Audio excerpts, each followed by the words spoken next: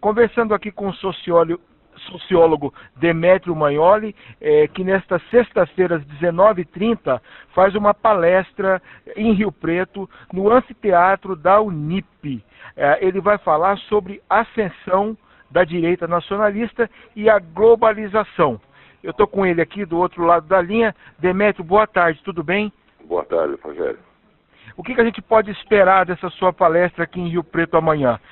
Eu estava lendo aqui no material que me foi enviado que você, uma das suas análises é que diante desse recrudescimento da direita e dos nacionalismos, você faz a pergunta, é hora de desglobalização? E eu repito a pergunta. Existe um contexto para a ascensão dos nacionalistas, da direita nacionalista anti-globalização. Esse contexto são os deslocamentos econômicos e sociais produzidos pela globalização. A globalização deixou perdedores, deixou vencedores, né, em várias partes do mundo. Os chineses, milhões, centenas de milhões de chineses deixaram a miséria e chegaram à pobreza, né?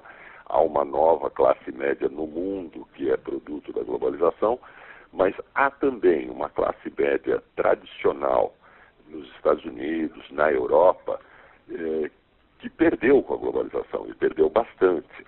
Perdeu renda, perdeu emprego, perdeu segurança. É essa a base social, tanto nos Estados Unidos quanto na Europa, dos movimentos nacionalistas anti-globalização, também dos movimentos nacionalistas anti-globalização de esquerda, mas eles são mais fortes à direita do espectro político. Tá? Então, a ideia do retorno a uma nação idealizada, o mito nacional, ele ganha força justamente nessas áreas daqueles que eu chamo de órfãos da globalização. E, bom, com o Brexit, com a vitória de Trump nos Estados Unidos, com a ascensão de partidos da direita nacionalista anti-europeus na União Europeia, existe hoje um campo de batalha, que é o campo de batalha da globalização. Assim como a globalização ela avançou com alicerces na política, ela pode recuar também por decisões e atos políticos. Esse movimento na Catalunha agora de separatista, você encaixa nesse contexto, nessa análise? Sem dúvida nenhuma.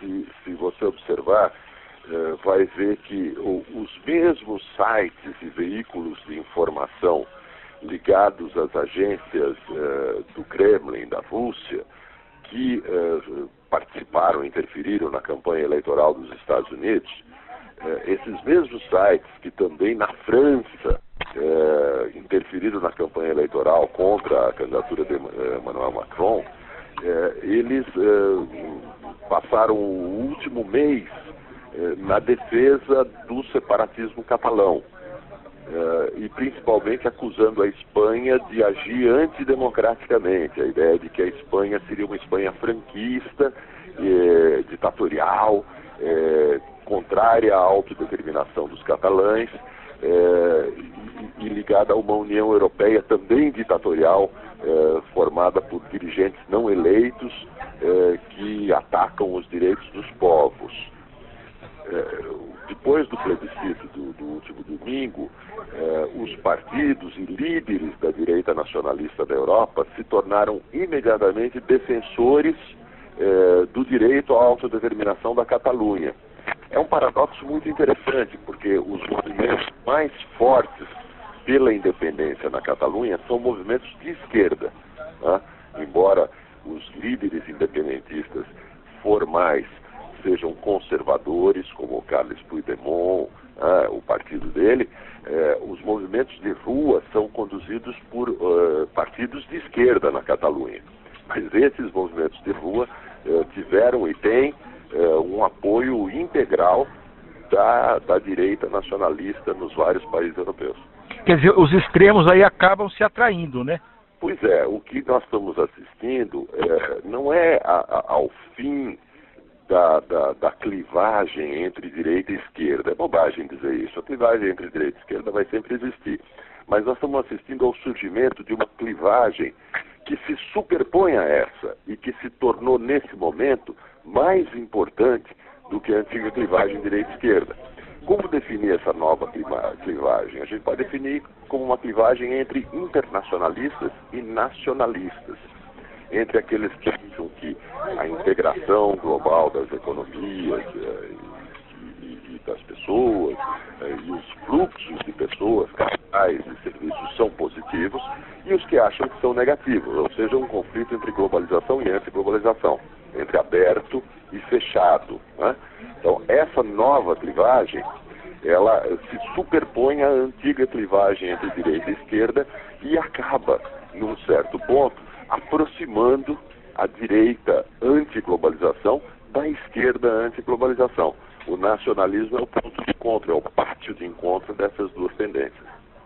E o Brasil? Como que o Brasil está inserido nessa discussão, Demétrio? O Brasil não está muito bem inserido nessa discussão, porque o Brasil nunca se integrou realmente ao movimento de globalização. O Brasil é um país muito fechado, né?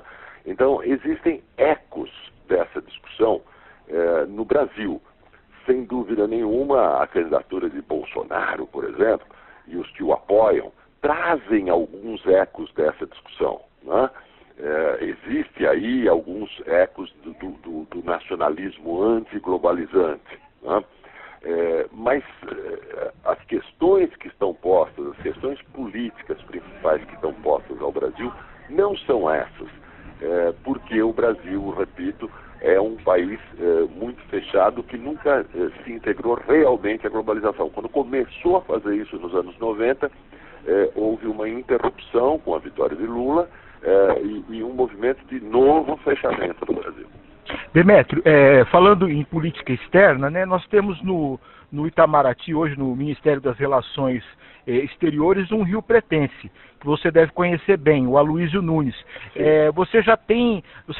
Já dá para fazer uma análise aí da performance dele como chanceler? Dá para fazer. Isso está um pouco fora da nossa conversa e certamente fora da palestra de amanhã, mas vamos lá. Dá para fazer.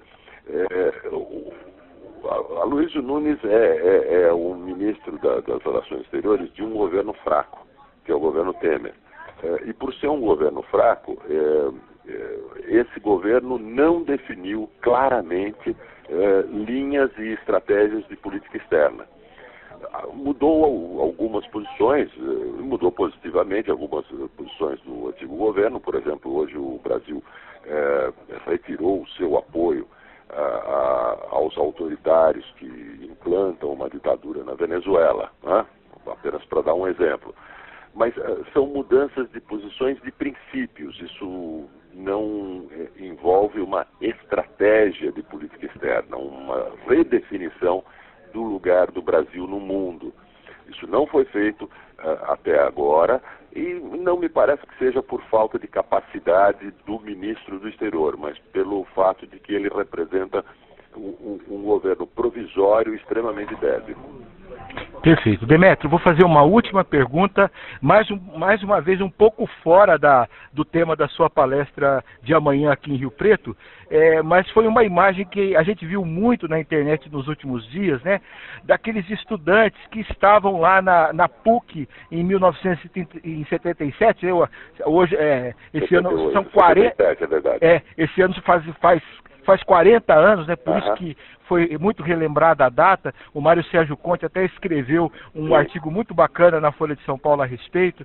E você também estava lá, né? O que eu vou perguntar é o que ficou em termos de pensamento, de ideias, naquele Demétrio de 40 anos, no Demétrio de hoje?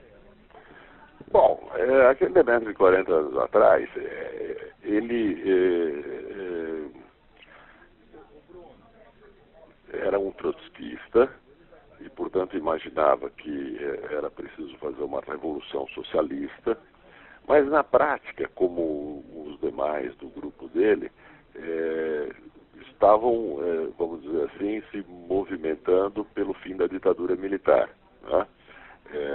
Pela implantação de uma democracia no país que naquela época eu via, como os outros do meu grupo, como um objetivo imediato e não como um objetivo final. Então o que ficou o objetivo imediato, a ideia da democracia, a ideia das liberdades públicas, a ideia das liberdades políticas e civis, né? E ficou também o aprendizado de que esse objetivo final, o socialismo, é um péssimo objetivo, porque ele implica um tipo de autoritarismo permanente, né? O totalitarismo. Perfeito. Como é que você se autodefine hoje ideologicamente, se é que você se autodefine ideologicamente, de esquerda, de centro, de direita? Veja, isso, em primeiro lugar, é pouco importante, porque eu não sou um ativista político, eu não sou de nenhum partido, eu não sou um militante político, então as minhas opiniões políticas particulares são irrelevantes. Eu sou um entre, sei lá, 100 milhões de eleitores no Brasil. Eu me vejo como alguém de centro-esquerda. Então, alguém que acha que as liberdades são muito importantes, as liberdades políticas são fundamentais, que a economia de mercado é importante, mas que ela precisa ser limitada, porque devem existir direitos sociais, porque devem existir proteções sociais. Né? Isso genericamente me colocaria numa posição de centro-esquerda, mas repito, eu sou um analista da cena política, eu não sou um ativista da cena política. Perfeito. Demétrio Magnoli, muito obrigado pela entrevista, uma excelente viagem, uma excelente palestra amanhã aqui em Rio Preto. É a sua primeira vez aqui em Rio Preto? Não, já estive aí, mas faz bastante tempo que eu não tenho. Veio para fazer palestra também? Sim, mas faz há mais de uma década. Então tá bom. Muito obrigado, viu? Até amanhã, Rogério. Até amanhã.